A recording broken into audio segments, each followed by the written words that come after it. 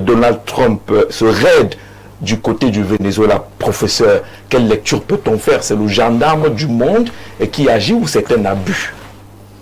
Merci de me donner la parole. Le raid, parce qu'il s'agit bien de cela, qui a été conduit par les Delta Forces, qui sont une unité d'élite américaine, pour capturer le président Nicolas Maduro et son épouse Cilia de la Flores de Maduro, est clairement un abus. C'est une violation du droit fédéral américain, c'est une violation du droit international. Donc il n'y a pas simplement une violation du droit international, il y a une violation du droit fédéral américain, parce que quand les États-Unis d'Amérique doivent effectuer une opération militaire, le président des États-Unis a besoin de l'approbation du Sénat. Ça illustre la dérive dangereuse dans laquelle le monde s'inscrit, qui est l'hégémonisme généralisé, parce que maintenant, toutes les grandes puissances sont autorisées à intervenir comme elles veulent, dès qu'elles considèrent à tort ou à raison que leurs intérêts sont remis en question. Et il se décide même d'ailleurs une forme de jeu perfide entre des grandes puissances qui sont pourtant opposées, mais qui vont donc se définir des zones de tolérance, de manière à intervenir là où elles veulent, avec l'approbation tacite des autres. Et je vois un certain nombre de pays qui vont en pâtir. C'est le retour à une forme ancienne d'intervention impériale qui nous révèle bien la nature réelle du système mondial. Le système mondial n'a jamais perdu ses caractéristiques coloniales, même dans le cadre de ce qu'on appelle la globalisation. Et ça, peut-être mes étudiants me suivent, ils savent que je le leur ai toujours enseigné. Et c'est ce que j'appelle le recolonialisme. Ça veut dire qu'on pensait aller vers un monde avec une plus grande interdépendance, avec un respect de l'état de droit de la démocratie. Mais en réalité, tout cela, permettez-moi l'expression, ce sont des fadaises. Ça veut dire que ce sont des fétiches qu'on utilise quand on en a besoin. Et quand on n'en a pas besoin, on les jette par-dessus bord.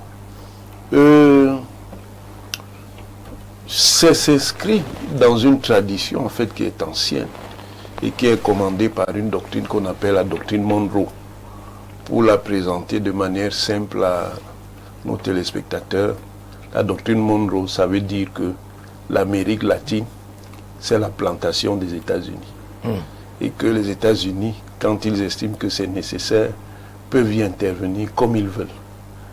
Et le but visé, en réalité, et c'est pour ça que c'est très dangereux pour le monde, c'est d'essayer de couper les approvisionnements pétroliers de la Chine. Parce que 80% des approvisionnements effectués par le Venezuela étaient en direction de la Chine. Et vous savez évidemment que dans la grande compétition des puissances mondiales, les États-Unis et la Chine sont en affrontement. Et cet affrontement-là, malheureusement pour le monde, et c'est ça qui est dangereux, il va devenir direct, quitte à menacer la survie de la planète. Parce que manifestement, c'est une affaire de patron. Il faut bien qu'il y ait un seul coq dans le village. Le coq qui était là, c'est-à-dire les États-Unis d'Amérique, n'accepte pas qu'il y ait un autre coq qui veut venir trôner dans le poulailler. D'accord. Abel Bilobe, lorsque vous suivez cette actualité venant des États-Unis et du Venezuela, est-ce que vous concluez à la déstructuration de l'ordre mondial où chacun peut jouer au plus fort quand il le veut? Je veux dire aux gens que, en fait, il ne s'agit pas d'une déstructuration. Parce que l'ordre n'a jamais changé. Il a tout simplement pris quelques habits qui peuvent convenir à une morale à un moment donné. On a voulu nous faire croire qu'il y avait une démocratie mondiale. Les tenants de cet ordre ont développé des discours sur des valeurs. Et je pense que les pays africains et les autres pays asiatiques qui se battent pour organiser un mieux vivre se rendent compte que tous ces pays qui ont pratiqué la colonisation, les États-Unis n'ont pas véritablement pratiqué la colonisation, mais sont issus eux-mêmes des pays qui ont pratiqué la colonisation. Ils l'ont pratiqué, M. Elim. Ils l'ont pratiqué de manière indirecte. Bon, voilà. C'est clair. Disons donc que tous ces pays qui pratiquent l'impérialisme, le discours sur les valeurs morales et démocratiques est un mensonge. C'est un mensonge. On aura tort de vouloir nous déterminer systématiquement par rapport à ce discours. Ce qui ne veut pas dire que nous, on ne doit pas aspirer à organiser nos États, nos pays, sur des bases morales, sur des bases saines. Mais nous devons savoir que ces pays ne doivent pas être nos modèles. Parce qu'en réalité, ils peuvent changer de discours et de valeur à tout moment selon leurs intérêts.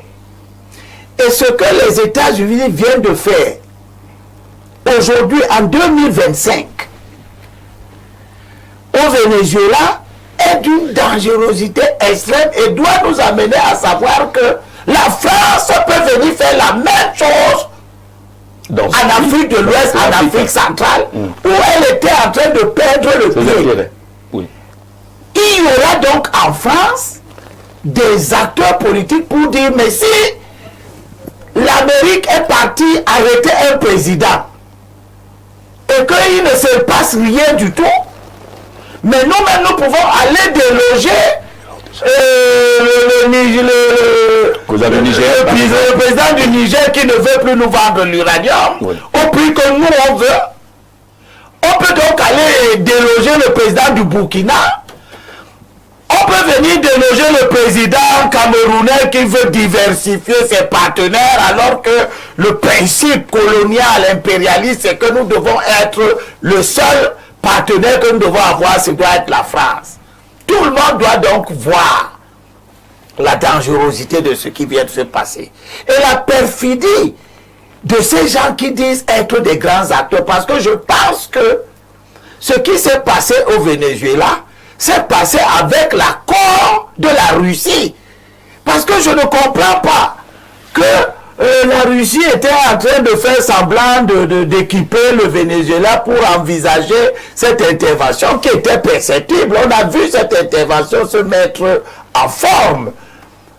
Mais je ne comprends pas que aucun coup de feu n'ait pu empêcher, aucune arme, rien, l'armée vénézuélienne n'ait pas pu empêcher les hélicoptères d'accéder au palais présidentiel. C'est une armée d'environ 337 000 hommes, l'armée du Venezuela. Bon. Et enfin, c'est un autre message pour nos dictateurs.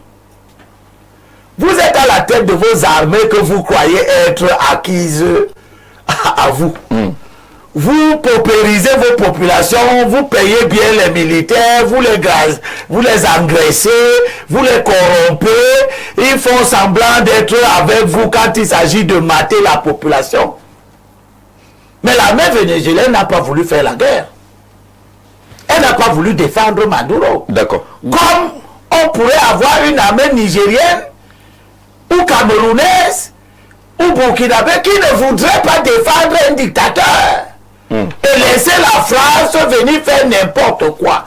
Donc nous les acteurs politiques, nous devons tirer les leçons de ce qui vient de se passer au Venezuela et nous mettre résolument du côté de nos pays pour que, quelles que soient les raisons qui peuvent motiver l'impérialisme ne vienne pas nous servir. On vient d'arrêter Maduro. Si c'est Guaido qu'on va mettre ou le supposé prix Nobel de la paix, il ne viendra pas servir les intérêts du Venezuela. Si on enlève bien ici, par ce type de méthode, celui qu'on mettra ne viendra pas servir les intérêts du Cameroun. Ça c'est clair, ça c'est clair. Parce que ce n'est pas un problème de dictature forcément. Lorsqu'on analyse ce qui peut être à l'origine de ce raid-là, il ne s'agit pas de mettre fin à une dictature, encore que ça ne se ferait pas de cette manière-là, Valère Bessala, mais c'est une question d'intérêt. Oui, mais je crois que les grandes questions ont été déjà abordées, effleurées pour certains cas. C'est une violation, ce qui est clair si on reste sur le plan du droit, au droit international. Parce que si vous rentrez dans l'histoire même de la Charte des Nations Unies et avec les conventions précédentes, c'est-à-dire notamment le pacte Briand-Kellogg de 1927 sur le principe du non-recours à la force dans les relations internationales, qui est en fait la base pour protéger le principe de souveraineté des États. Et par ricochet, plus loin, le principe uti possidetis iuris, c'est-à-dire la préservation des frontières héritées, la non-intangibilité, l'intangibilité des frontières héritées de la colonisation. D'ailleurs, qui a fait l'objet de la sentence du Cameroun septentrional de 1963, soit Ijo. Donc je crois que si vous partez de là, vous évoquez encore notre principe, je brosse comme ça de manière générale, le principe de la non-ingérence dans les affaires intérieures des États. Alors vous ne pouvez pas donner raison aux États-Unis, quel qu'en soit le cas. Quel qu'en soit le cas. Mais si nous élevons un peu le débat, je crois que je rentre dans la logique du professeur, pour dire que le monde est un monde justement qui craint la bipolarité ou la multipolarité désormais. C'est-à-dire que les tenanciers de l'unipolarité, que sont les États-Unis, ne veulent pas de la bipolarité, peuvent même encore peut-être la tolérer, mais ne veulent pas la multipolarité.